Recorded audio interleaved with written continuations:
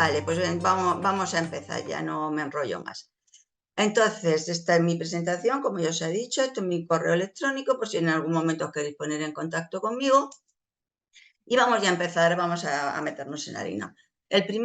La primera cosa que quiero un poco es justificar por qué hemos decidido hacer este tema, que parece un poco extraño y como que no se sabe muy bien si en este ámbito de emprendimiento tiene cabida. Nosotros pensamos que sí, que por eso lo hemos hecho, entonces, pero bueno, ahora lo vamos a justificar.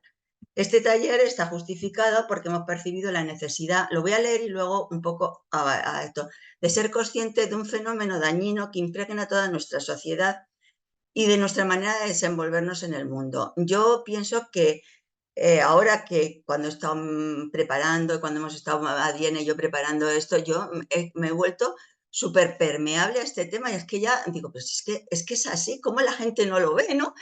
Pero o sea, me han vuelto muy sensible a este tema, ¿no? La verdad, estoy muy preocupada, o sea, eso es la pura verdad. O sea, soy sensible y preocupo porque creo que es un fenómeno bastante o muy dañino. Y la manera de desenvolvernos en el mundo, y además se ve como natural, o sea, no sé, o sea, yo me asombro y además no quiero dejar de asombrarme, pero veo bueno, que se asuma con naturalidad. Y por ende también afecta al mundo del emprendimiento, que es el que nos interesa. Si no afectara al mundo del emprendimiento, pues no estaríamos aquí. Y es al que nos vamos a referir y ese fenómeno es el de la posverdad. Dicho esta justificación, vamos a empezar. Y a mí me gusta siempre empezar un tema con bueno, pues con una definición, ¿no? Entonces, esta definición es la que hace el diccionario de Oxford. La posverdad es aquello que se relaciona con o denota circunstancias en las que los hechos objetivos son menos influyentes que la apelación a la emoción y a las creencias personales.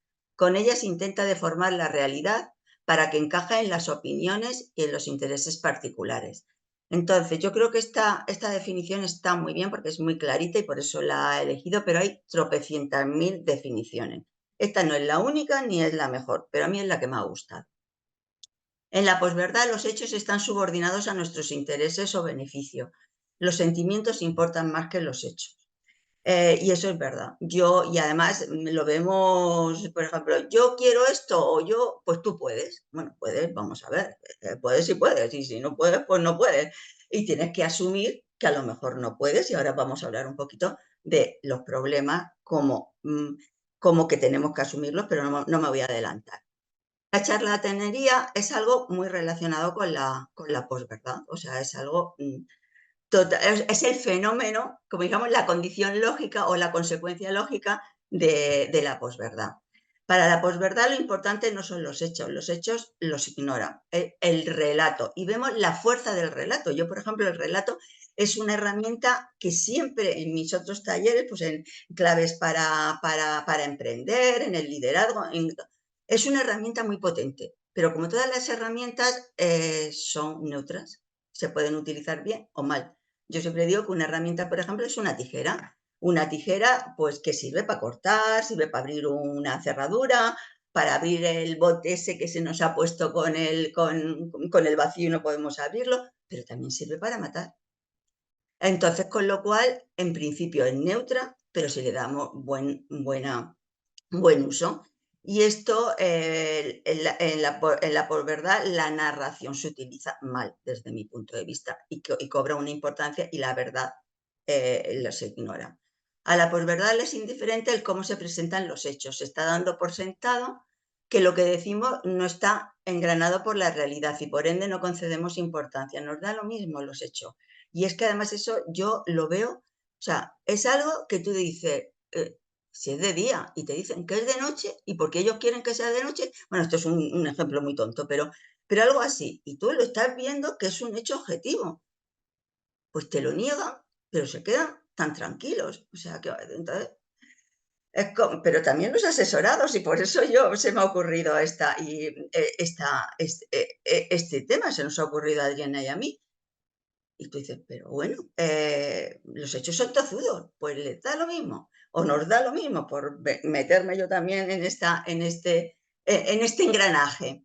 La charlatanería es el enemigo mayor de la verdad que la mentira. La mentira sabe que existe una verdad, pero la posverdad le da lo mismo, la charlatanería le da lo mismo que exista porque la ignora.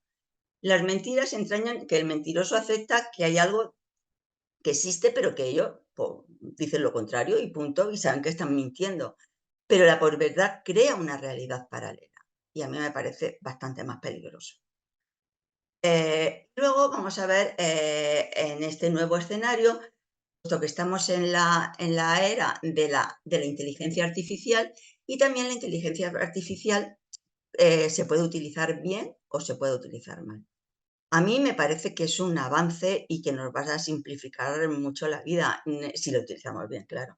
A mí me recuerda, que yo no vivía entonces, claro, cuando la revolución industrial, lo que tuvo que ser para esas personas ver el tren, el coche, de hecho, el coche, la potencia del coche se dice caballos, caballos porque sustituían a los caballos. Debió ser una revolución bastante parecida a la que estamos viviendo ahora, una época apasionante. Y se puede utilizar bien o se puede utilizar mal. Entonces, en este nuevo, donde las emociones ha desplazado a los hechos, creando noticias falsas, dándole lo mismo, que si son falsas, si son verdaderas, si a mí me gusta y esto es lo que a mí me interesa, pues lo digo y punto. La inteligencia artificial tiene un doble papel. Tiene, por una parte, un papel de crearlo, porque claro, la difusión es enorme, la inteligencia artificial o toda la nueva tecnología tiene una capacidad de difusión grandísima, véase las redes sociales, pero también tiene herramientas para luchar contra la posverdad. Entonces, bueno, pues utilicémoslo bien. La verdad es que es un mundo que está empezando, es un mundo desconocido. Hemos desconocido la potencialidad que tiene, ya está aquí, no es que... Pero lo cierto es que se puede utilizar bien o se utiliza, y es una herramienta potente, muy potente. Entonces, ante esta herramienta potente, ante esta difusión, creo que cada vez es más necesario o sea, tener un pensamiento crítico, buscar la verdad, porque la verdad existe. Y la inteligencia o toda la tecnología nos puede servir o bien para crearnos confusión o bien para aclararnos en este mundo confuso que vivimos. Bueno, no lo voy a leer porque como esto luego lo tenéis vosotros, pues tampoco es cuestión de estar leyéndolo todo. Entonces, ¿hacia dónde vamos? Hacia una nueva racionalidad. Hasta ahora la racionalidad, teníamos la razón instrumental. Es decir, la razón lo podía todo. Un origen, que dicen los teóricos y los estudiosos de la posverdad, filósofos, es que el origen está en la posmodernidad, o sea, que no es así, que hay más datos, es un tema complejo y no solamente hay una causa. En los temas complejos hay multicasualidad. Entonces, que es una causa y está relacionado con la razón instrumental. La razón lo puede todo. Y ahí vemos todos los grandes avances que hubo científicos, pues la segunda mitad del siglo, las finales de la primera mitad del siglo XX y sobre todo la segunda mitad del siglo XX. Entonces, o sea, en el centro del siglo XX. Entonces, todo se podía conseguir, incluso hubo científicos que yo he leído en algún momento que querían cambiar el clima. Ahora mismo vemos que, o sea, que se podía cambiar el clima, se podía dominar el mundo, se podía dominar todo con la ciencia. Entonces, bueno, pues un poco lo que se vio y lo que vieron las personas críticas y los estudiosos es que la ciencia y la razón no es neutra y siempre está a ver, como, como subordinada al mundo dominante, al poder dominante, al poder. Y entonces negaron la razón. Entonces, bueno, pues se fue al otro lado al otro lado del péndulo, de ser la supremacía de la razón pura a decir no vale para nada. Bueno, pues sí, o sea, está en el intermedio. Y entonces ahora vamos hacia una nueva racionalidad. supone un cambio de paradigma con el que se empieza a mirar y actuar. En él la emoción y la razón son partes del sistema. Nosotros somos parte razón y parte emoción. Y no puede haber contradicción. Hay veces que sí que hay contradicciones, pero esa contradicción la tenemos que ver como enriquecedora, porque forman un sistema. Si es que nosotros somos un sistema, no somos un puzzle, somos un sistema y cuando movemos algo se nos mueve todo, ¿no? Entonces, son parte del mismo sistema y actúa ayudándose mutuamente a la toma de decisiones. Entonces, cuando tomamos las decisiones, que estamos continuamente tomando decisiones, sabemos que hay parte, y luego hablaremos un pelín de los sesgos, hay parte que es razón y hay parte que es emoción. No existe un elemento razón y otro emoción. Entonces, ya voy a pasar porque no quiero perder, o sea, no quiero que este tema teórico lleve mucho tiempo y como lo que pone aquí ya, pues lo vais a tener, nada. Ahora, un tema importante en la posverdad, problemas. Ahora mismo la posverdad no quiere tener problemas. Todo tiene solución. No, es que todo no tiene solución. Entonces, hay cosas que no tienen solución y que tenemos que aceptar y asumir. Y hay otras cosas, pues, que las tienen de una manera o de otra, ¿no? Entonces, los filósofos siempre han encarado la realidad proponiendo sus preguntas, formulado sus problemas y cuestionándonoslo. Entonces, que está el tema, que ahora no vamos a hablar, porque a mí es un tema que me parece apasionante, el tema de la duda. O sea, de la duda como estrategia para encontrar la verdad que existe, ¿no? Entonces, y también el tema que unido a la duda está el pensamiento crítico, porque la duda no es paralizante, al revés, la duda es cuestionarnos todo y ahí viene el tema de preguntarte por todo, pero luego tú tienes que seguir andando. El pensamiento, la duda y la acción tienen que ir juntos, ¿no? Entonces, tener un problema es convivir con la incertidumbre. Convivir, vamos a ver, la vida es incierta por definición, pero hay momentos más inciertos y la incertidumbre no es cómoda. Es molesta y sobre todo cuando ya llevamos un grado grande, o sea, cuando tenemos un grado amplio o grande, o como queráis llamarlo, de incertidumbre. Entonces, ¿qué hacemos? Damos una solución sin ver nada y lo solucionamos de la manera que a nosotros más nos interesa. Y bueno, y siempre no es así. Entonces tenemos que aceptar que hay problemas que no tienen solución. Pues no sé, por ejemplo, pues yo he trabajado toda mi vida con personas con discapacidad intelectual.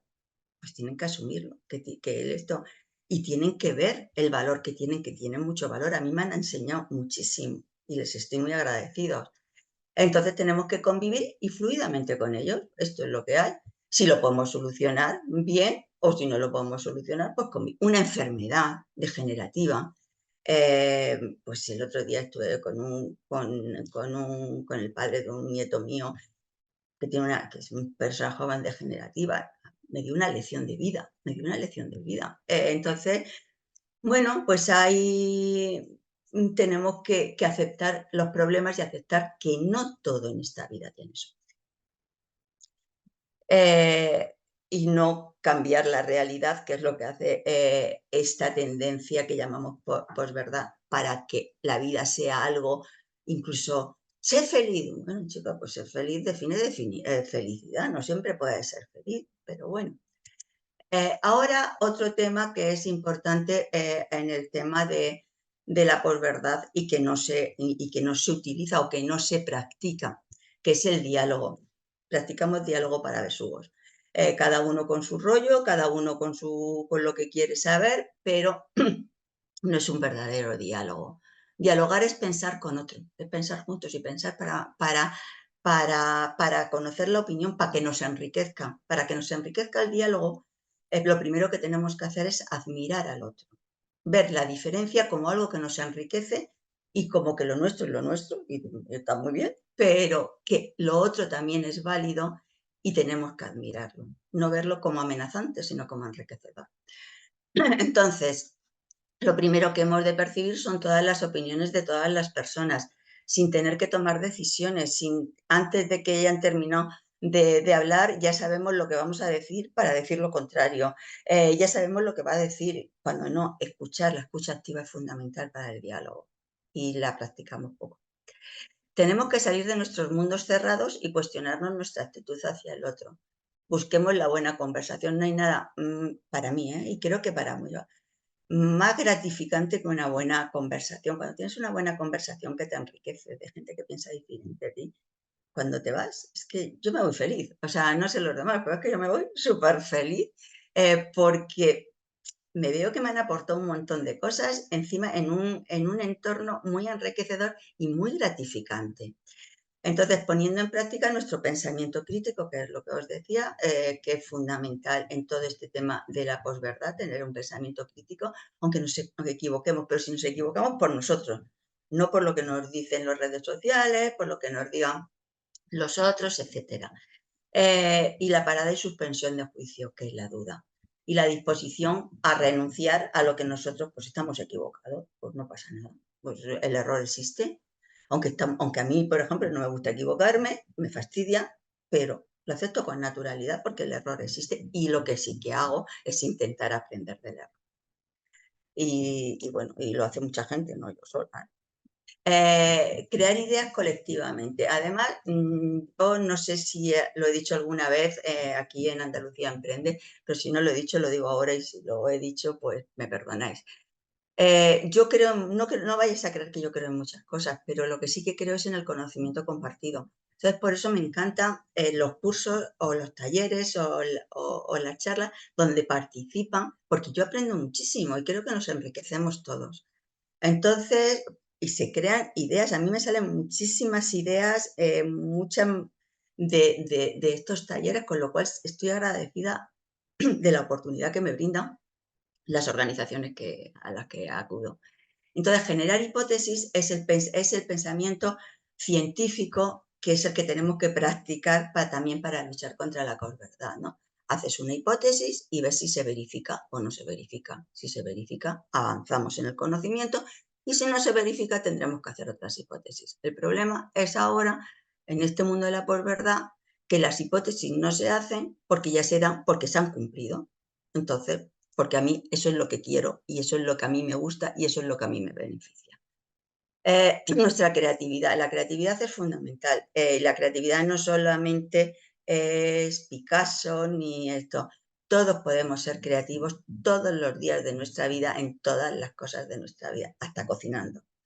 Entonces, el diálogo nos facilita la construcción de hipótesis porque, claro, tu mente, nosotros estamos, la que es el contacto con otros, te aumenta, te abre las orejeras, con lo cual el número de hipótesis que puedes hacer, tanto colectivamente como luego tú de forma privada, se aumentan también.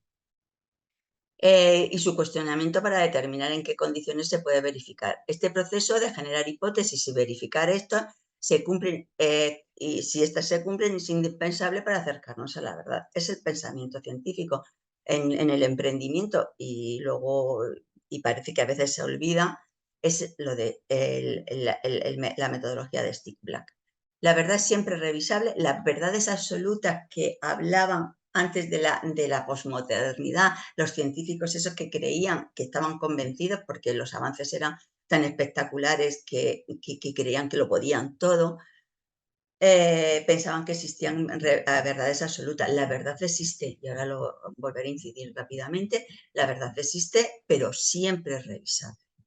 Las verdades absolutas y atemporales, pues como creo que no. El diálogo es el escenario idóneo para practicar y desplegar el pensamiento. Voy bastante, esto voy a ir un poquitín más rápido. De todas maneras, podéis participar ahora si queréis, yo encantada, y si no, pues en la segunda parte. La posverdad no respeta la verdad, eso ya lo hemos dicho, por activa y por pasiva. La desprecia y persigue crear la confusión. Sobre la intención solo se cree bueno, pues que con nosotros si queremos esto, pues es lo importante.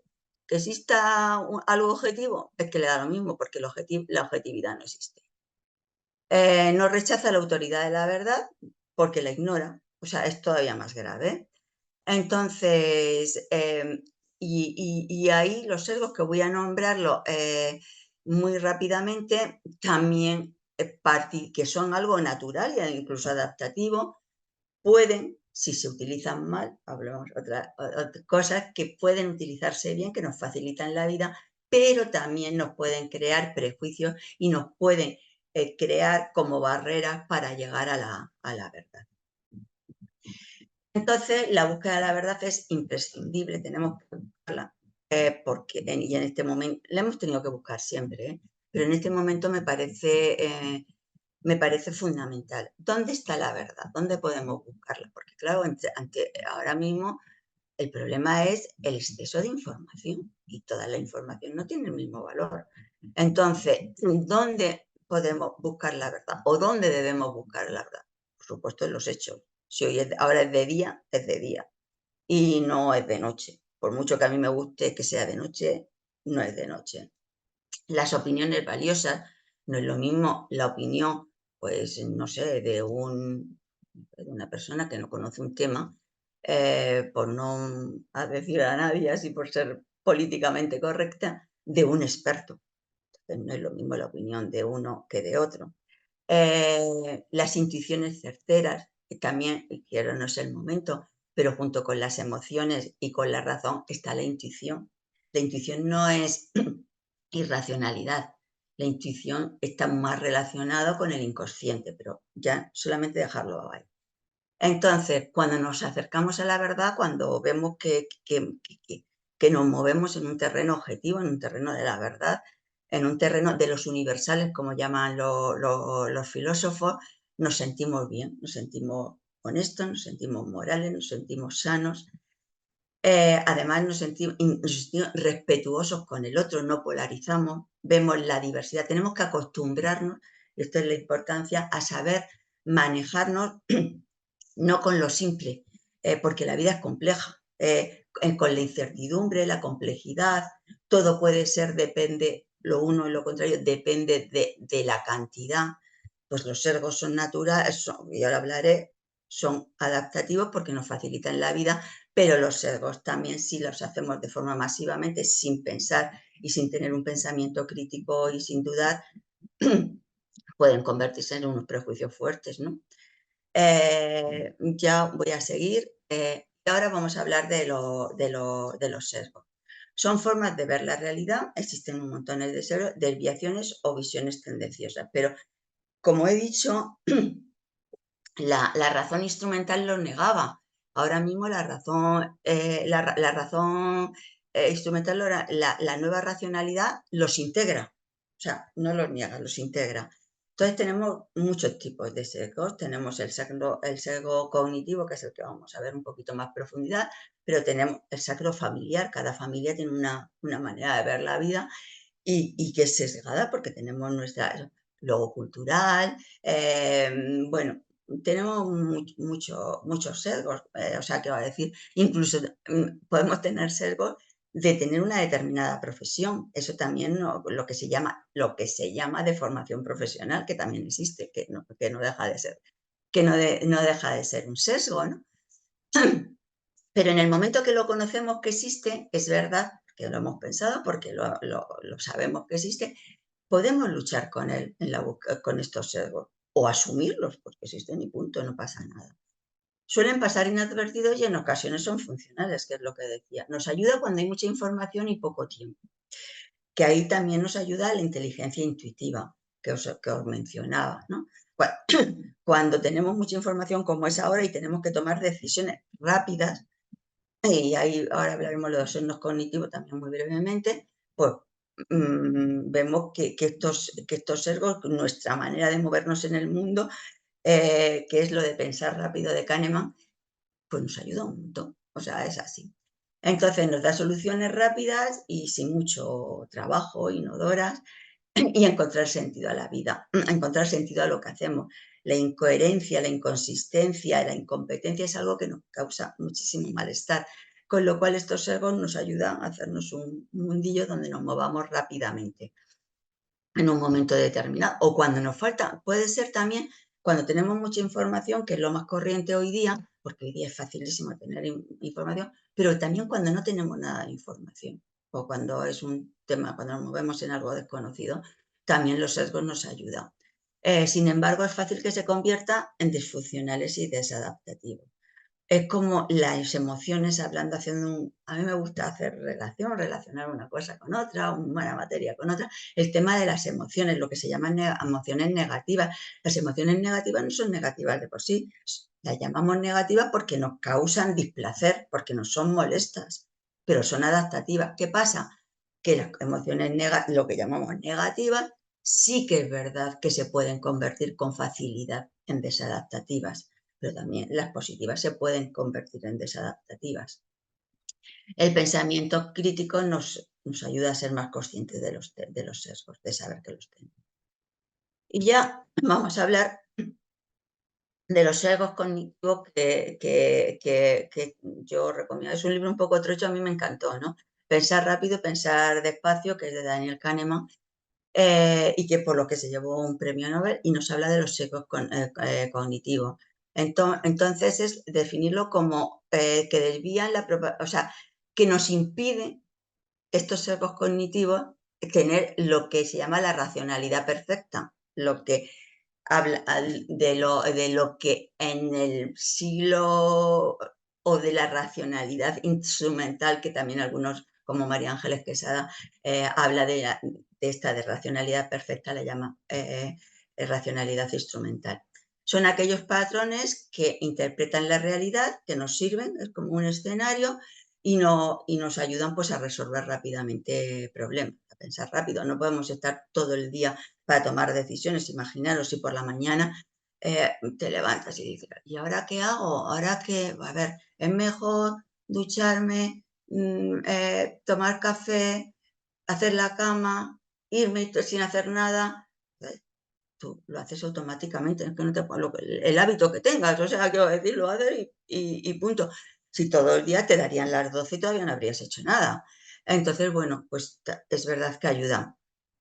Entonces nos facilitan la vida, pero nos enjaula, nos ponen las orejeras. Por eso es tan bueno lo que os decía, todo el tema del diálogo, de aprender con otros, etcétera, etcétera, de hacer hipótesis conjuntas, etcétera, etcétera, porque nos abren las orejeras que los sesgos nos las cierran, pero nos permiten ir rápido y funcionar en muchas cosas de la vida que son automáticas. Pero incluso en cosas automáticas, vamos, esto es mi opinión, deberíamos aprender a cuestionárnoslas de vez en cuando. Pero a lo mejor tú tienes hábitos que siempre se has hecho así y de pronto dices, oye, pues esto ya no es funcional. A lo mejor era algo cuando teníamos en casa 20.000 niños o una serie de niños y pero ahora ¿para qué voy tan deprisa? ¿O por qué voy? No sé, son cosas que tenemos pues son cosas que hace automáticamente, y esos automatismos, esos sesgos, sí que nos lo deberíamos plantear, sabiendo que nos facilita la vida, en algún momento no las pueden entorpecer. Los hábitos, los sesgos culturales, podríamos hablar de las tradiciones. Las tradiciones también nos facilitan la vida, y nos une al grupo de esto, pero también es verdad que hay veces que nos las entorpece. No voy a leer porque como eso está, y ya voy a pasar, ya empezamos el debate. Creo que soy bastante, me he llegado, o sea que he respetado bastante el tiempo que nos habíamos dado. Y ya para combatir la posverdad, en la era de la esto sí lo voy a leer para hacerlo rápidamente, debemos desafiar todo intento de oscurecer los hechos, que es un poco, esto es el resumen de todo lo que he venido diciendo hasta ahora. Debemos desafiar todo intento de oscurecer los hechos y de combatir las falsedades antes que se infecten. Un bulo, que como digamos la estrella de la posverdad, se cuenta porque la persona que la cuenta piensa que existe la opción de que alguien la crea, porque piensa que la vamos a creer, porque como a él le gusta, pues los demás lo van a creer. Entonces, nosotros una manera de luchar con ella es combatir demostrando con hechos. Hay veces que la irracionalidad es tanto que no Pero bueno, yo creo que tenemos que intentar, y sobre todo con nosotros mismos, no creernos. Si nosotros cortamos esa transmisión de bulos, algo habrá, poco hemos hecho, pero algo. O sea, hemos puesto nuestro granito de arena para mejorar el mundo, que es lo importante en esta vida. Debemos tener el suficiente sentido común para no creerlo. Todos estamos inclinados hacia algún tipo de signo que nos puede llevar a la posverdad. No deberíamos suponer que a nosotros eso nos pasa, que estamos inmunes.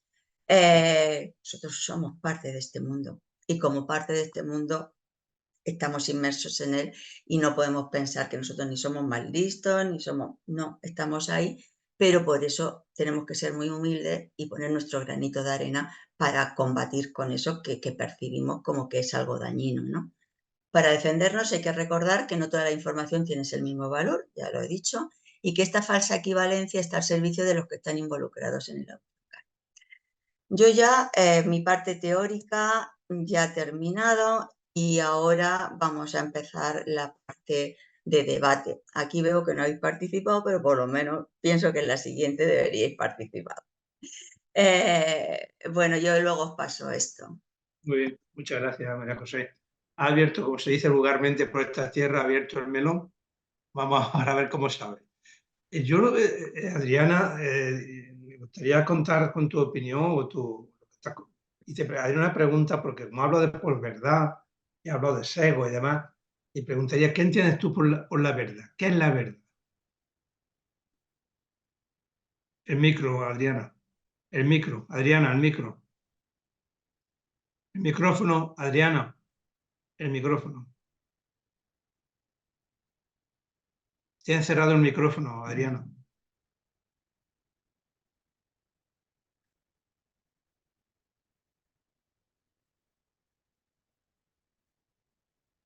Perdonad, es que me había perdido y no había manera de que encontrara por dónde Bien, estaba hablando. Bueno, adelante. bien, bueno, María José, yo pues me ha encantado oírte porque la verdad es que has dado toda una información, por una parte precisa y por otra parte a veces complicada de asimilar y complicada de practicar. Y lo que nosotros realmente nos estamos enfrentando con este tema de la posverdad es cómo podemos combatirla.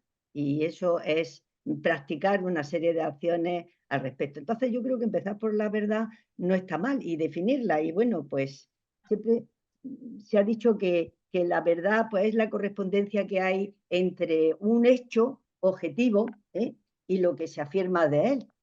Es decir, que haya una correspondencia. Claro, esto ya nos pone en un problema porque muchas veces un hecho puede tener muchas caras, puede no estar bien definido y fundamentalmente vivimos en una época de datos. Y todos esos datos, al ser interpretables, pues de alguna manera también interpretan el hecho y lo condicionan y esa verdad, pues de alguna manera queda enmascarada. Esto es un poco lo que yo pienso. Pero bueno, siempre se ha dicho que la verdad es aquello cuando los hechos se ajustan y los vemos y los describimos tal y como son. Eso es un poco, Diego, lo que yo comentaría un poco sobre la verdad, porque parece como que hay poco que decir y que es bastante obvio. Y al hilo de eso, ¿y entonces qué es la mentira? Bueno, pues la mentira realmente es una declaración intencional, intencionalmente engañosa. Es decir, cuando mentimos intentamos hacer una ocultación de esa verdad de la que hemos hablado, que es la que esos hechos se pueden probar, y entonces lo que se hace es que se distorsiona ese hecho que ocurrió y eso se hace con una intención. Y siempre la intención es obtener algún tipo de favor o al menos evitar algún tipo de castigo. Es decir, hay una intención clara de la persona que miente, como decimos, porque de alguna manera conoce esa verdad y de alguna manera la encubre y la cambia. Y bueno, pues siempre se ha dicho que la mentira pues va unida a esa deshonestidad, podríamos decir, que de alguna manera, pues desde el punto de vista ético y desde el punto de vista humano, pues siempre como que nos condiciona y nos enfada y nos emociona de alguna manera porque parece que nuestro alegato personal es de ser personas sinceras.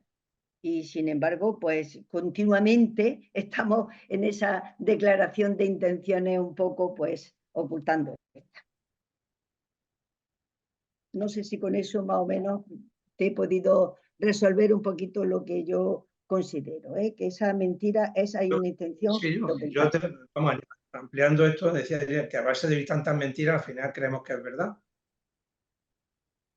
Sí, bueno, eso nos termina poniendo un poco, vamos, la mentira es sobre todo ese criterio distorsionado, esa atención preferentemente a lo emocional, esa atención a aquellos datos que personalmente yo acepto, o el grupo, como decía antes.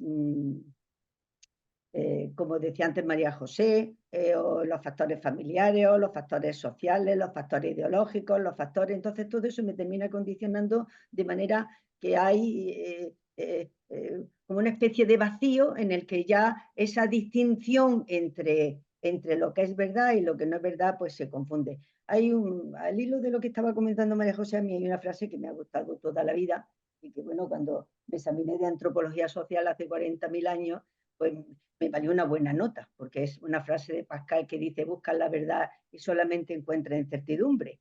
Y bueno, pues es verdad que en esa búsqueda constante, y por lo que hablamos de toda esa visión amplia que tenemos que tener y crítica ante las cosas, pues nos termina confundiendo, y a veces las personas necesitamos como reasegurarnos, y en este mundo de los datos pues terminamos cayendo en lo que se ha llamado la posverdad. Así lo comentaría yo. No sé si María José quiere comentar alguna otra cosa, porque lo ha dicho mucho más claramente. No, no, Adriana, si es solamente abundar en lo que tú decías, o sea, quiero decir que no, es que la verdad, evidentemente, no es fácil encontrar la verdad, pero tampoco tenemos que buscar verdades atemporales, absolutas, sino las verdades que estén o sea, sostenidas por hechos, opiniones. Hombre, a mí yo hay cosas que no sé, porque no, hoy día el hombre y la mujer del renacimiento que sabe de todo es imposible, o sea, es imposible porque no está el cuerpo de conocimiento, pero sí de personas que son expertas, que tú las consideras honestas. Y luego, para el tema de la verdad y de la posverdad, pensar por el pensamiento crítico, la duda y luego la acción. Y luego por ahí, en toda la vida, está rondando el que te equivoques, no tener miedo a equivocarte. O si te equivocas, lo reconoces que te has equivocado, que eres humano y punto pelota, es que no hay más. Vamos, eso es mi opinión. Sí. Sí, ya veremos después también los sesgos cognitivos, cómo muchas veces ese no apiarse del burro, ese no querer rectificar, darse cuenta de que uno ha fallado, pues termina siendo un sesgo, porque realmente no nos hace avanzar en ese espíritu crítico que tú comentas. Sí, sí, por supuesto que sí. Yo preguntaría, María José, como estamos relacionados con el emprendimiento y todos los días lo estamos viviendo y tanto se habla de emprendimiento, te preguntaría, ¿por qué es importante hablar de la posverdad en el mundo del emprendimiento, precisamente? Pues mira, como decía al principio, o sea, como decía al principio, es un fenómeno que impregna toda la sociedad y el emprendimiento está metido en ello. Pero sobre todo a mí empecé a darle vueltas a la cabeza y ante el asombro, y bajando a un nivel de concreción, por las asesorías que me llegaban últimamente. Entonces son lo que me piden o lo que me pedían. Yo ahora hago pocas. Lo que me pedían era, pues, que cómo vender.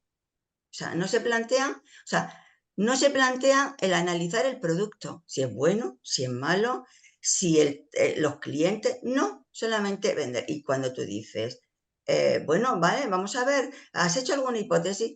Ni lo han validado, ni nada. Entonces, cuando empiezas a hacer algo como un estudio, o querer hacer un estudio como más profundo, de todo lo que es el emprendimiento en sí, empezando por el producto, siguiendo por los clientes, los proveedores, bueno, hacer un canvas, vaya, que es meter el método científico, que no les interesa nada.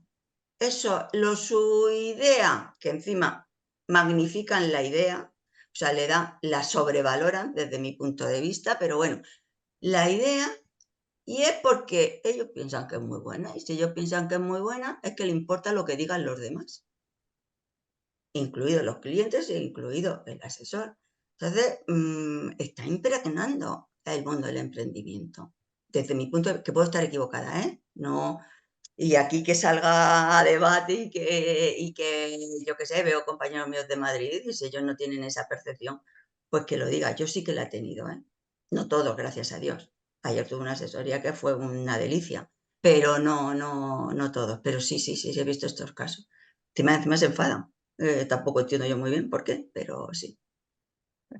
Entonces, quizá eso es lo que me ha hecho, o lo que, pues, meterme en este tema, profundizar en el tema y todo eso. Esa cosa que de pronto te viene a la cabeza, se te rompe en la cara. Y es que cuando te dicen cómo vender, tú dices, pero si es que no es vendible, si es que lo que quieres vender no es vendible. O sea, ¿qué va a decir?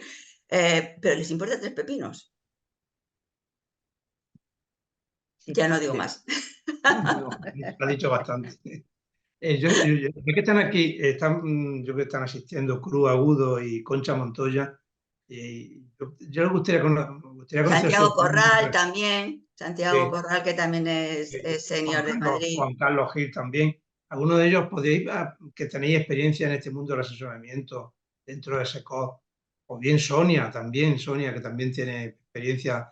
Ha dicho de 20 años, yo no me lo creo, eso de los 20 y Pero tantos. yo lo que quiero decir a raíz de lo que ha dicho María José es que, bueno, que cuando tú vendes un producto o ofreces un servicio en el mercado, por mucho de que tu intención sea vender, porque claro, todos queremos vender, si no, no tiene sentido, pero si tú no eres sincero, si el producto no tiene calidad, si al final lo que vendes es algo que no se sostiene en el tiempo y que al final el cliente se siente engañado, eso es engañarte a ti mismo. Es decir,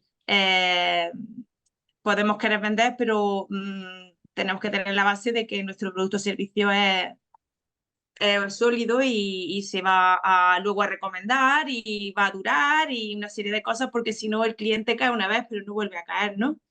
Entonces, bueno, pienso que aquel emprendedor que vaya pensando solamente en querer vender no va a llegar muy lejos. Hay que vender, pero hay que vender con una garantía de calidad y de que luego la gente va a quedar satisfecha y de que lo que vende realmente cumple con las expectativas del cliente o el servicio que presta. Verdaderamente el proyecto es importante, o sea, que decir que hay que analizar el proyecto y estar abierto y sobre todo sacarlo a la calle y verificarlo. Pero no lo sé. Bueno, quizá estoy equivocada, ¿eh? Y he sido demasiado ahí drástica y tal, pero bueno, es la percepción que tengo. Pasa muchas veces también, sí, Diego, cuando antes he dicho que yo he estado 20 años en un CADE, ¿no? Pasa muchas veces que la gente pues le cuesta, hay algunos emprendedores, no todos, pero le cuesta muchas veces analizar la viabilidad y tú pues te sientas y le dices, tienes que analizar la viabilidad y ver si el producto es rentable, si has hecho tus cuentas y tal, porque muchas veces la gente tiene una idea y no se para ni a testear el mercado, ni siquiera a hacer números, sino esto tiene que funcionar porque antes en este local había un negocio similar o porque tal, y no se sientan ni siquiera a hacer números, ¿no? Y te tienes que parar con ellos para que vean pues si es viable o no, porque lo primero es eso, y nosotros desde Andalucía Emprende, lo que una de nuestras funciones principales es eso, de apoyar los proyectos que sean viables, y si un negocio no es viable, pues preferible es decirle, ¿no?, al emprendedor o emprendedora que se va a equivocar o que se replantee las cosas o los puntos débiles en los que está incurriendo, pues que lo vuelva, le dé una vuelta o cosas así, ¿no? Entonces, bueno, que sí, que es verdad que todo el mundo quiere vender y ganar dinero, pero que eso es como la vida. Es decir, como dicen, cómprame por lo que valgo y no por lo que digo que valgo, ¿no? Es decir, que al final te pillan y ya que haces una inversión y pones toda una infraestructura en funcionamiento, pues una pena que tengas que cerrar porque al final lo que has puesto en marcha no se sostiene. Para mí, perdón, Diego, para mí Adelante. la clave está en que muchas veces empezamos el circuito no por el hilo del ovillo. El hilo del ovillo se dice teóricamente, pero nos cuesta aceptarlo, es si realmente satisfacemos la necesidad de alguien, no si estamos enamorados de lo que queremos hacer. Entonces, la honestidad es tratar de conseguir satisfacer esa necesidad de una manera.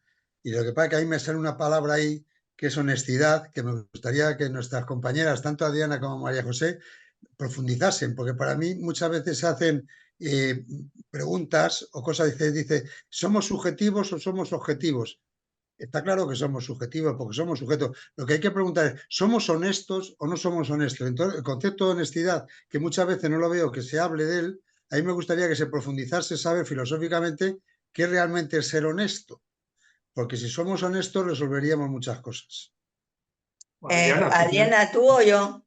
Bueno, pues como tú quieras, María José, si quieres tú y si yo... Venga, tú que ya estás ahí. Bueno, lo único que se me ocurre con respecto a la honestidad es ser coherente realmente con lo que uno piensa y lo que uno hace. Y antes ese pensamiento pues, tiene que estar tamizado por el aspecto físico.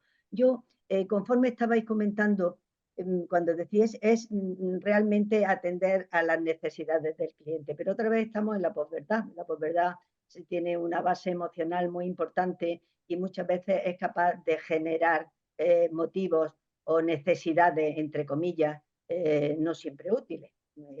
Ya podría ser muy polémico y posiblemente lo tengamos que dejar para el final, que no nos dará tiempo, pero sobre el marketing emocional y sobre muchas cosas que en el fondo pues tienen también mucho de posverdad, para que, es decir, porque de alguna manera no es que atendamos las necesidades, sino que las creamos y las incitamos en ese sentido.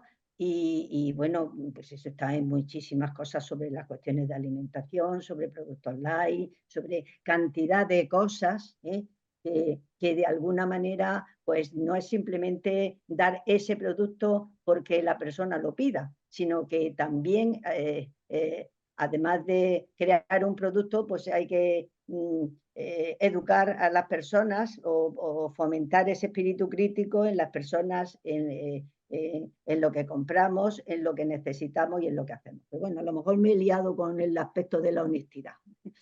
A ver, yo quiero matizar un poquito cuando has dicho somos personas subjetivas.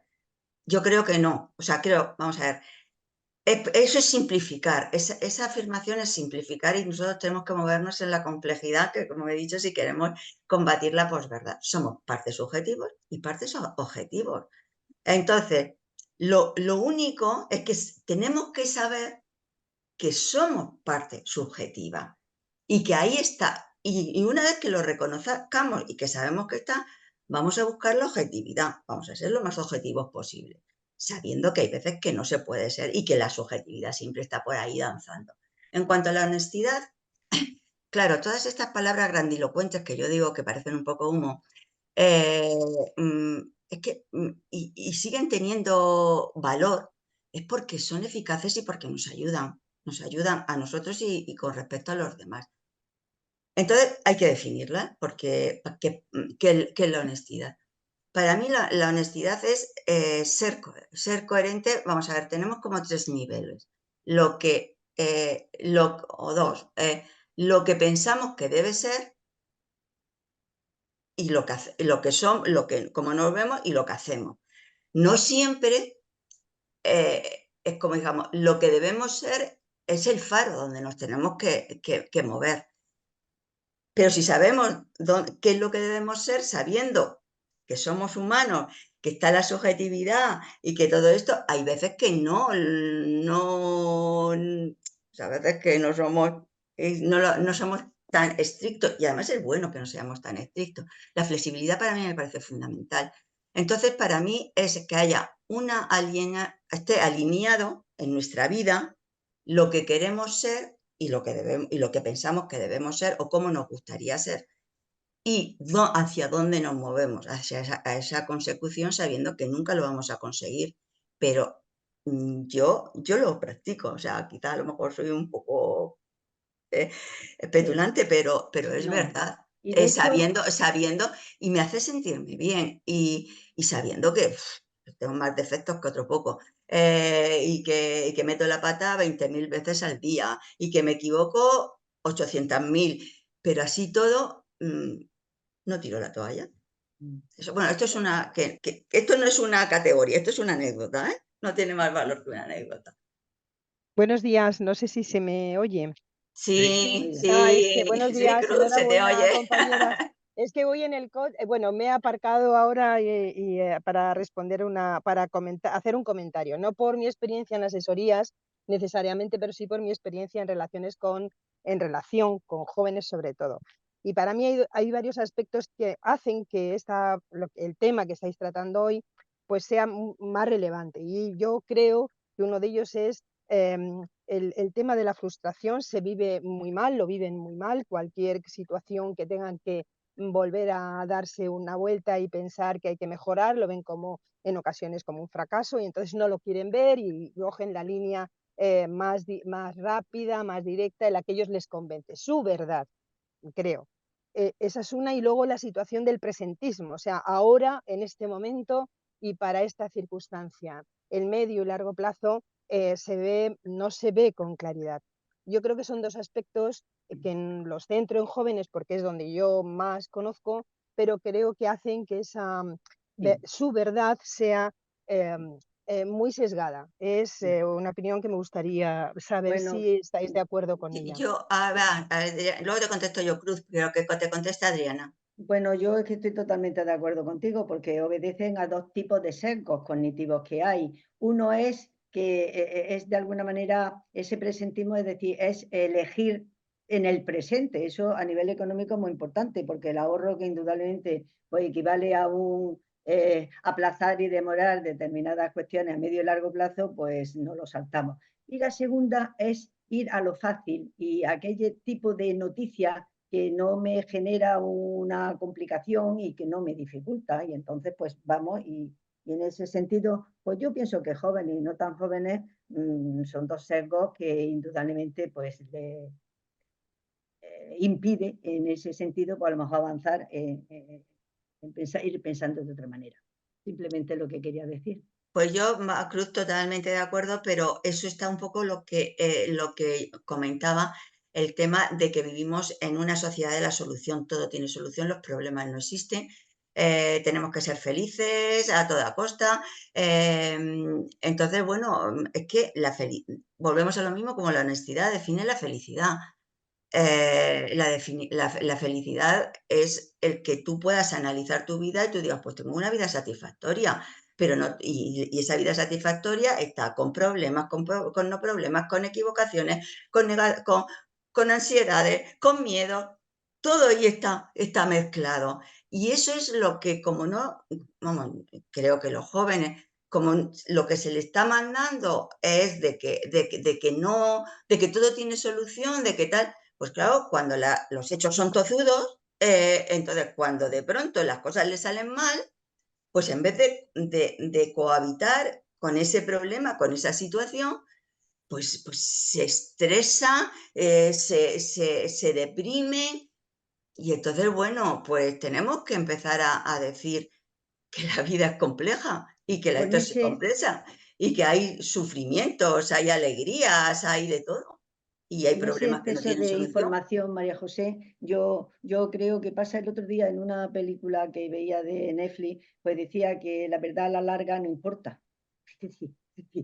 Los datos, los hechos nos van y al final hay como una especie de nebulosa y dice, pues tira por el camino del medio y ya está, ¿no? Es decir, yo también me acuerdo de una frase que me encanta de Alicia del País de las Maravillas cuando se encuentra que el gato extraño, medio filósofo y un poquito diferente y le pregunta que para dónde tira y el otro pues le dice ¿a dónde va? Dice pues no sé, dice pues entonces da lo mismo el camino que cojas. Yo creo que ese avance rápido, sin reflexionar muchas veces, pues nos termina llevando. Desde el punto de vista psicológico, también la disonancia cognitiva es precisamente ese poner en relación, por una parte, lo que pienso con lo que hago y de alguna manera, pues crear un elemento que me permite pues, utilizar el pensamiento crítico, hacerme con datos, diversificar la información que tengo. Todo eso es lo que nos haría pues, que esa manipulación intencionada, que en el fondo es la posverdad, pues, y que siempre se ha dicho que una manera de aminorarla, al menos, ¿no? Y de trabajarla y de combatirla, pues es precisamente trabajar todo ese tipo de hechos. Pero bueno, en eso estamos, por eso estamos precisamente en este tipo de talleres.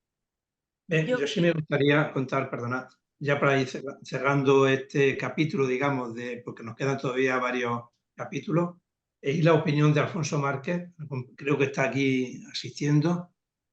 Alfonso, ¿puedes abrir el micrófono y opinar tú al respecto, pero brevemente, por favor?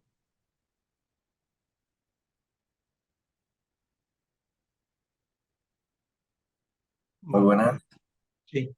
No tenía el micro al lado.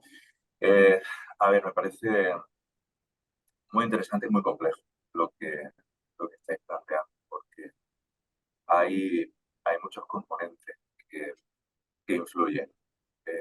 La eclosión de la sociedad del dato, que hace que haya un exceso de presunta información, que no es información, sino que al final requiere un proceso de elaboración y un proceso de interpretación. El hecho de que cada vez estemos dispuestos a leer menos.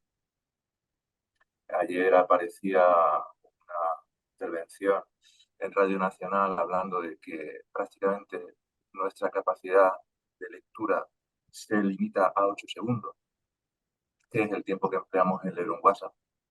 Con lo cual, el proceso de razonamiento, el proceso de reflexión, digamos que estamos descontinuando a las personas a que utilicen elementos de reflexión y argumentos, con lo cual el dato no importa, como dicen, el relato es lo que hoy en día compramos, y el relato del líder de opinión, de turno.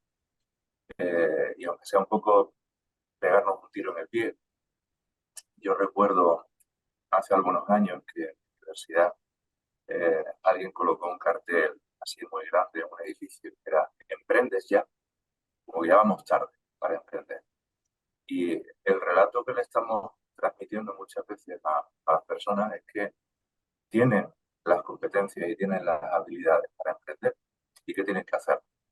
Y al final los experimentos traen malas consecuencias, porque el gato escaldado del agua fría, no sé si hay verdades universales, pero el gato a lo mejor es que no sabe de posverdad y de verdad, y cuando se escalda una vez, la siguiente vez, aunque vea el agua fría, acaba saliendo corriendo. Entonces, en realidad, creo que tenemos muchas derivadas y muchos componentes en este problema. Hay una manipulación intencionada, hay unas ganas de creerse lo que dice nuestro líder, opinión, sea quien sea, que encaja con lo que nosotros tenemos en nuestra cabeza. A todos nos gusta llevar razón, como ha dicho antes María. A todos nos encanta que nos den la razón, pues lo que encaja más o menos, pues al final no terminamos de valorar. De hecho, habéis visto estos memes en los que aparecen palabras que están compuestas por letras y por números y el cerebro completa la información. Pues al final creo que en nuestra capacidad de razonamiento no entramos en profundidad, no somos tan racionales como nos gustaría ser, sino que nuestra mente acaba completando aquella parte de información con lo que nos gusta, con nuestra percepción. Por eso muchas veces, por mucho que intentemos animar a la gente a emprender, dándole datos, diciéndole objetivamente que va a ser muy motivador, que pueden tener un empleo, pues eso no encaja con su esquema mental, y podemos hablar de normas sociales, podemos hablar de comportamientos también familiares, como lo que hablaba María José. Pero hoy en día creo que la dificultad está en que nadie se crea a nadie. El hecho de que hemos entrado en un relativismo absoluto, de que nada es cierto, nada es mentira. Todo es posible. Hoy es de una manera y mañana es de otra. Yo creo que aceptar eso es hacerle el juego a los que están creando la posverdad. Porque y me permitís que sea políticamente incorrecto, ¿vale? Lo que ayer no entraba en la Constitución, hoy sí entra. Y por lo mismo que dijeron que no, ahora resulta que sí entra. Entonces, cuando algo presuntamente objetivo cambia de la noche a la mañana, pues cada vez tenemos menos hechos a los que aferrar. Me gusta contar en clase un ejemplo, que es que los moluscos necesitan una roca sobre la que asentarse de una manera sólida para que les vaya creciendo la noche. En el momento en el que no tienen ese soporte, no pueden ir creciendo, igual que las plantas. Las plantas, si se les mueven las raíces, los tutores que se les ponen, es para que la raíz no vaya perdiendo el contacto permanente con los nutrientes. Entonces, si tiene un poquito de viento, ese contacto se va perdiendo y la planta pues le cuesta más trabajo agarrar. Creo que desde hace mucho nos están moviendo las bases, nos están quitando esos tutores, estamos comprando la idea de que no hay elementos más o menos de certeza, que en definitiva es lo que hace un emprendedor y un empresario. Crea elementos de certeza. Le dice a alguien lo que va a cobrar, le dice a alguien lo que tiene que hacer y lo hace en un mundo absoluto de incertidumbre. Pero crea un espacio de certeza temporal, luego se cambia, pero crea ese espacio de certeza. El hecho de que nos movamos hoy en día dentro de un relativismo absoluto en el que ni siquiera podemos tener esos espacios de certeza, en los que podemos saber qué pensar, podemos saber qué es, no ya ni bueno ni malo, que era el debate que teníamos con la ética, si algo era bueno o era malo, o era moral o era inmoral, de ética, sino realmente si algo es cierto o no es cierto. Hechos, pues, como el chiste que le decía al juez, tengo aquí un testigo que dice que le ha visto cometer un asesinato, y al juez le puedo traer cientos de miles que no me han visto. Así que si es por traer evidencia, yo le puedo traer cientos de miles que no me han visto, con lo cual, por eso no he cometido el delito. Cientos de miles dominan a uno. Que si al final la razón la va a tener el número y absolutamente todo es justificado, todo. Siempre podemos encontrar cualquier motivo, cualquier literatura y no hemos abierto el melón, no sé si te estoy anticipando, de la inteligencia artificial. Con la inteligencia artificial. Y precisamente, Alfonso, es una pregunta que viene a continuación y perdona que te interrumpa, pero es que tenemos un montón de... Gracias por tu intervención y precisamente yo le preguntaría a Adriana. La brevedad y yo no somos compatibles. No, pero gracias. Gracias. Siempre es interesante, muy lo que has valioso. dicho ha estado muy bien. Sí. Quería preguntarte, Adriana, ¿la inteligencia artificial distingue la argumentación o narrativa racional de la emocional? Sí, sí. Yo antes de eso quería decir simplemente jugando un poco con determinadas imágenes, y a lo mejor pues también es de manipulación. Pero cuando hablamos de que la posverdad es una manipulación intencionada, yo siempre digo que también podemos decir que es una verdad tuneada o una verdad customizada, es decir, le añadimos ese barniz personal y emocional, y precisamente por esa cantidad de datos en las que podemos fijarnos en unos sí o en otros no, o en la cantidad de las cosas, pues lo terminas desdibujando. Con respecto a lo que tú comentabas de si la posverdad realmente... o sea, perdón, me has preguntado sobre la inteligencia, ¿no? Si distingue el aspecto racional y el aspecto emocional. Sí. Bueno, yo sé relativamente poco, pero lo que he podido yo más o menos entender de todo este tipo de cosas, sí que la inteligencia artificial comienza a distinguir y de alguna manera a entender tanto lo que sería el lenguaje racional como el lenguaje no emocional. Aunque todo eso va a depender mucho pues, del diseño del sistema de inteligencia artificial que se esté utilizando, de la calidad de los datos con los que estemos se esté funcionando y de los algoritmos que se utilicen. Pero bueno, normalmente crea por una parte dificultades y por otra parte pues crea una serie de desafíos porque, por ejemplo, dentro de la inteligencia artificial, pues a lo mejor se podría confundir a lo mejor determinados argumentos emocionales con racionales y viceversa, pero bueno, en general suele tender a descubrir ese lenguaje engañoso. Por ejemplo, en la parte emocional, pues por ejemplo,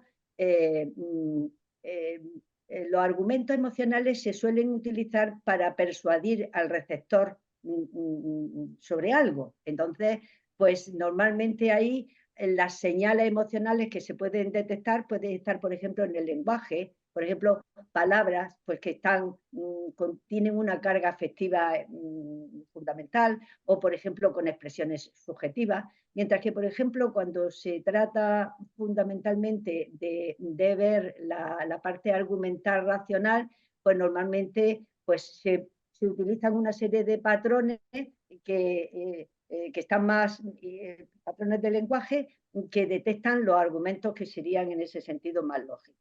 Esa sería un poquito la cuestión. Para todo eso, pues, por ejemplo, pues se hace el análisis de texto, porque la inteligencia artificial pues puede analizar, por ejemplo, el contenido de una noticia y buscar los patrones que sugieren, por ejemplo, desinformación o que exageran una información o donde hay inconsistencias. O, por ejemplo, verificar las fuentes, que muchas veces lo comentamos en ese sentido, pues para ver, por ejemplo, la credibilidad que tiene, por ejemplo, una web en la que nos hemos informado, o detectar determinados sitios para, en los que se difunde una determinada noticia. O, por ejemplo, el análisis de las redes sociales, porque sabemos que muchas de ellas hay cuentas específicas y ya están detectadas, pues que difunden, por ejemplo, información engañosa. Y parece ser que algo que se ha llamado los modelos de aprendizaje automático, que sirven para clasificar las noticias entre verdaderas o falsas. Entonces, pues para eso pues, analizan, por ejemplo, lo que decía antes, el tono del texto, la estructura gramatical, la coherencia para hacer predicciones, y todo lo que son lingüistas y tienen mucho que decir realmente en la inteligencia artificial. No sé si con eso más o menos contesto a lo que me estabas preguntando, pero hay toda una serie de elementos que vienen a intentar. Sí. Está abierto, lógicamente cada uno vamos a pensar, pero como tenemos que avanzar, yo te preguntaría, María José, ¿contribuye la posverdad a la desinformación? Creo que más o menos había adelantado ya algo ambas. Vamos, es que la posverdad es desinformación, o sea, que no es que contribuye, es que es desinformación, o sea, directamente es desinformación. Entonces, ¿cómo la podemos evitar? Porque una vez que has decidido es desinformación, creo que, pero todo eso ya un poco las claves ya las he dicho, pero bueno, un poco para resumir, o ha salido aquí, no es que lo haya dicho yo sola, sino que ha salido aquí, tenemos que buscar la verdad absoluta y atemporal no existe, porque además, volviendo al tema de inteligencia artificial o de otras investigaciones, claro, lo que era válido, los nuevos avances tecnológicos y los nuevos avances de investigación, pues verdaderamente hay, sobre todo, por ejemplo, el tema médico, lo que antes te mandaban para una enfermedad, ahora ya no te lo mandan en base a las nuevas investigaciones que se han hecho. Entonces, bueno, pero en este momento y ahora existe la verdad. Y entonces tenemos que buscar esa verdad, que ya lo he dicho eso, pero lo vuelvo, como dijimos, a concretar y a fijar. Tenemos que buscar, la verdad no se puede dejar de buscar. Tenemos que estar siempre buscando la verdad. A riesgo de equivocarnos, ¿sí? No, al hilo un poco de esto último que tú estás diciendo, y de antes que también salió un poco el hecho de las cuestiones del emprendimiento, de las cuestiones del emprendedor. Disculpa un momento, es que no había quitado el teléfono. Vamos a ver, yo quería decir que el emprendimiento en sí, hablando, vamos a ver, no de verdades categóricas, pero hablando, es una actividad creativa y es una actividad concreta. Y tiene resultados verificables y genera un valor social y económico. Es decir, lo que hay que analizar es el contexto de la posverdad en el que se mueve el emprendimiento. Ahí es donde podemos rectificar y donde se pueden tomar otro tipo de decisiones. Es decir, no sé por qué me ha dado un poco la sensación de que se podía pensar que el hecho ahora mismo del hecho de emprender es una posverdad, ¿no? Es una manera indudablemente pues, de posicionarse en el mundo y de adquirir unos valores sociales y económicos. Pero bueno, no sé, a raíz de esto que has comentado, pues me ha parecido interesante decirlo. Déjeme. Sí, yo no sé si he transmitido, que lo puedo transmitir, que el emprendimiento es pop, ¿verdad? ¿No? El emprendimiento es real, el emprendimiento es verdad, pero que está pululando por ahí y hay una tendencia transversal, pero en el emprendimiento, en la medicina, en la psicología, en todo, es porque impregna, es algo que se impregna, que es transversalidad. Entonces lo que tenemos es que tanto en nuestra vida ordinaria como en nuestra profesión, tenemos que luchar contra esa tendencia que la percibimos como Efectivamente. dañinas. Es exactamente. Entonces, la verdad existe, entonces, y no todo es subjetividad, y eso ya lo he dicho, por lo tanto no insisto demasiado. Entonces, tenemos que buscar, ¿dónde está? Pues está, alguien decía también que no se lee. Bueno, vale, no, pues, es verdad que se lee poco, y sobre todo para los que ya somos mayores y que nos gusta leer. Pero es que hay también otros medios, ¿no? Puede ser un YouTube o puede ser, pero claro, no todos tienen el mismo valor, ¿no? Entonces, yo creo que está en los hechos, que son incuestionables. Si ahora está lloviendo y no hay más vuelta de hoja. En las opiniones de las personas valiosas, hay personas que son muy válidas, tanto como por su formación, por su categoría humana. Entonces, esa opinión, pues vale, vale. Entonces, bueno, pues hay que buscar la verdad y no dejar de buscar a riesgo de equivocarnos, porque el error está siempre ahí pululando, pero del error tenemos que verlo como que nos sirve para aprender, para darnos cuenta si somos honestos, y volvemos a sacar el tema de la honestidad, para saber que, bueno, porque nos hemos equivocado. Y lo que sí que quería decir es el tema de la información y de la verdad, que cuando buscamos la verdad, cuando buscamos las informaciones, cuando nos molestamos, cuando pensamos, cuando reflexionamos, cuando hacemos todas estas actividades humanas, verdaderamente al final, aunque nos equivoquemos, nos sentimos bien. Nos sentimos que estamos siendo honestos con nosotros mismos, con los otros y con el mundo. Y esa sensación que trasciende a tus propias necesidades, a mí me parece que está muy bien. O sea, que está muy bien. Que vas cumpliendo años, que se te va acabando la vida, pero mientras que lo vives, está muy bien. Entonces eso es lo único y es verdad. Y entonces, pues bueno, pues que somos razón y emoción, y que tenemos que establecer una danza armónica, un baile, y que eso es lo apasionante de la vida. José, la última pregunta que voy a hacerte, voy a dejar después paso para que finalice Adriana. Tú antes has hablado precisamente sobre que vivimos en una sociedad en que la sociedad de la solución y no de la pregunta. Entonces, ¿es necesario reflexionar para solucionar? Y concretamente, ¿es hablar y reflexionar? ¿Contesto yo? Porque Vale, Sí, pues María vamos a José, ver. María Sí, José. te contesto. Sí, vamos a ver. Es necesario, es que volver sobre lo mismo, pero es necesario reflexionar para el buen vivir. Nosotros no podemos tener una buena vida, entonces volvemos a decir, define una buena vida. Una buena vida no es una vida que todo es feliz y que todo te sale bien y que todo, no sé, una buena vida es donde hay todos los ingredientes de la vida, pero que al final tú dices, pópela, pues mi vida está bien, ¿no? Mi vida merece la pena vivirla. Y miras para atrás y tú dices, pues bueno, no he hecho grandes cosas porque tampoco tengo por qué hacerlas, pero que bueno, pues que está bien. Y eso te da la reflexión. Yo en todos mis cursos, talleres, charlas, siempre digo lo mismo. Tenemos que tener un tiempo, un hábito de reflexionar, porque yo también yo me sorprendo de muchas cosas, y además que no quiero dejar de sorprenderme, quiero seguir sorprendiéndome, de que pues tú vas por la calle o vas a un curso o cuando vas a un grupo de amigos, tú ves que todos vamos limpitos, vamos arregladitos, o sea, con lo cual quiere decir que nos cuidamos, que cuidamos nuestro cuerpo. Todos dedicamos un tiempo para hacer ejercicio, porque nos dicen que es bueno y porque nos hace sentirnos bien, para la higiene, para la alimentación, pero el espíritu lo cuidamos, y el espíritu se cuida con la reflexión.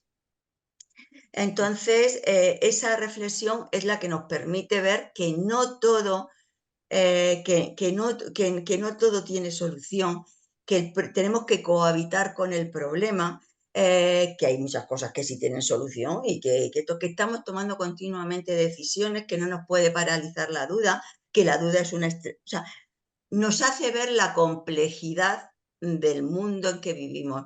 Y además no solamente ver la complejidad del mundo, sino disfrutar con esa complejidad. Y huir un poco de la simplicidad, de lo simple, de lo que esto es aquí, A, B y C y punto. No, huir un poco. Y luego respecto a lo de hablar y reflexionar, pues no, rotundamente no. O sea, así de claro. Incluso ni siquiera comunicarte es hablar.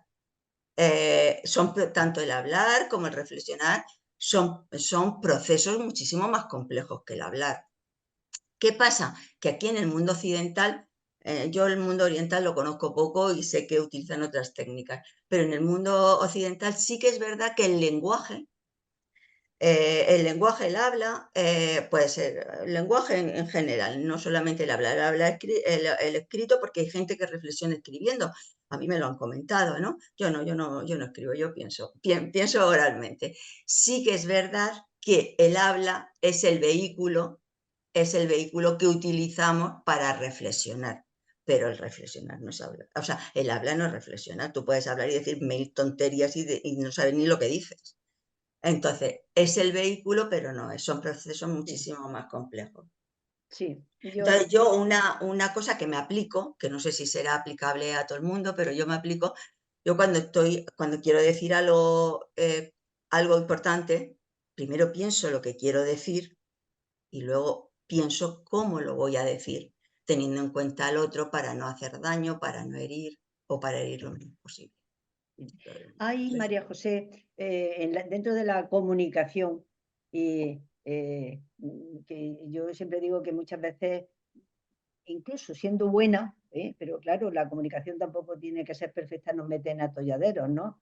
Entonces, por ejemplo, a veces en la comunicación hay un exceso de transparencia, o por ejemplo, en un momento determinado se da información sensible, por eso es muy importante decir qué quiero decir, cómo lo voy a decir y cuándo lo voy a decir. Las malas interpretaciones por toda una serie de diferencias, por ejemplo, que tenemos culturales o personales, o por ejemplo, a veces en esa comunicación tenemos un exceso de contenido de crítica negativa. A veces no termina de funcionar bien el feedback y la retroalimentación que se da en este sentido sobre determinadas cuestiones. Es decir, es muy importante y efectivamente exige la comunicación con una minucia muy grande. A veces hay un exceso de información, que a lo mejor me estoy pasando yo ahora mismo con esto de la comunicación.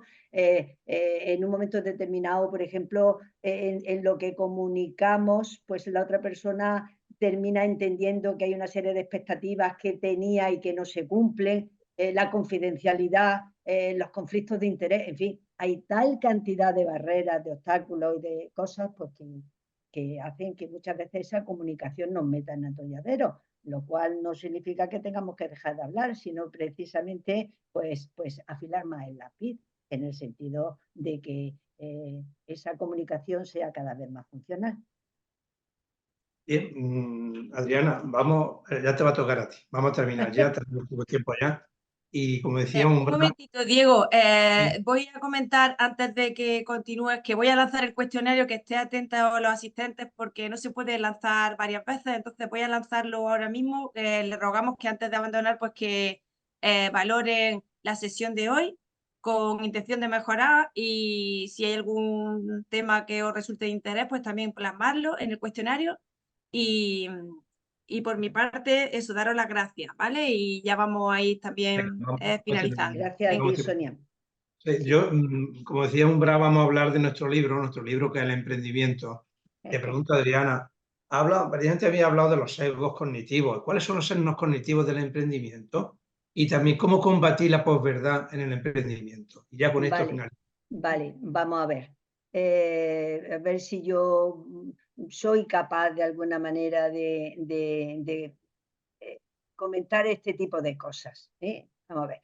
En principio, los sesgos pueden ser, antes ya he comentado algunos de ellos, es decir, cuando a veces queremos una información fácil, queremos una información sencilla, pues de alguna manera eso termina dificultando y siendo un sesgo. Es decir, las personas cuando van a emprender, pues también se tienen que cargar, podríamos decir, de unos conocimientos precisos y unos conocimientos que van más en el área de lo que podríamos llamar ahora pues las competencias blandas, las soft skills.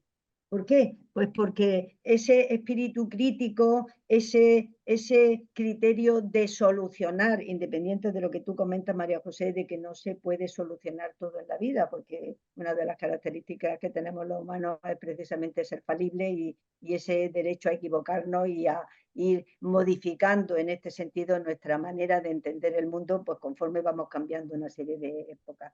Esa necesidad de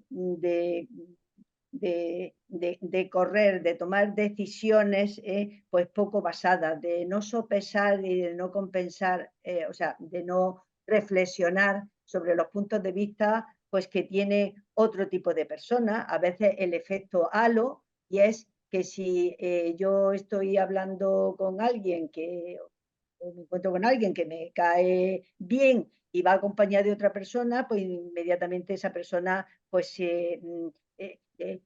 empieza a tener las características de la persona que le acompaña. Entonces, pues a veces todo eso da, por eso es tan importante tamizar y tan importante el que el valorar y el ahondar en una serie de cuestiones. ¿Alguna más? Porque ya me he puesto un poco nerviosa en el sentido de que nos queda muy poquito tiempo. Me vaya a permitir, por ejemplo, pues que comente toda una serie de cosas sobre los sesgos que me has dicho. Por ejemplo, el miedo a perder. Las personas tenemos a veces miedo a cambiar porque precisamente nos vamos a enfrentar a una serie de cosas desconocidas. Entonces, ese miedo a perder nos hace pues, que nos inmovilicemos y que no queramos adquirir conocimientos nuevos o prácticas nuevas porque de entrada eso nos va a parecer, por ejemplo, muy difícil. O, por ejemplo, pues focalizarnos, por ejemplo, en los ejemplos de éxito y considerar pues, que si esas personas han podido, pues yo de alguna manera también puedo ir idéntico a ellos, independiente de que después esas personas están hartas de decirnos que antes de ese éxito pues han tenido una serie de fracasos y han tenido pues una serie de dificultades grandes, ¿no? Las decisiones por arrastre, y es que, bueno, pues como he decidido hacer esto, pues ya lo tengo que hacer de esta determinada manera. En fin, todo ese tipo de pensamiento que muchas veces no lo evaluamos, no lo rectificamos, como decía María José, pues simplemente pues, es la manera que tengo habitual de comportarme y en ningún momento, porque no podemos estar reflexionando continuamente sobre ello, pero en ningún momento pues nos ponemos a hacerlo, ¿no? La ilusión de control es otro de los sesgos que son muy importantes, porque las personas ni lo podemos todo y somos víctimas de todo. Pero bueno, siempre desde el punto de vista psicológico, pues podríamos decir que las personas tendemos a hacer una atribución externa, es decir, a poner el control fuera de las cosas que me salen mal y dentro de las que me salen bien. Pero en ese sentido, pues tenemos que sopesar y ver y asumir pues parte de la responsabilidad en decisiones y en nuestro malestar. Y fundamentalmente yo creo que el sesgo presente, esa necesidad un poco pues de obtener los refuerzos y las gratificaciones lo más rápidamente posible. Yo pienso que en el emprendedor pues todo este tipo de cosas están presentes posiblemente en la dinámica, en la manera de gestionar y en la manera de confeccionar su proyecto. No sé si he contestado, pero creo que ya un poquillo tarde. Sí. Pues nada, muchísimas gracias. Gracias también a todas las personas que hayan asistido y especialmente, por supuesto, a Adriana y María José, que siempre es un placer contar con ellas. Y espero que por lo menos este formato que hoy hemos estrenado, entre comillas, pues haya resultado interesante. Queremos que fuera menos.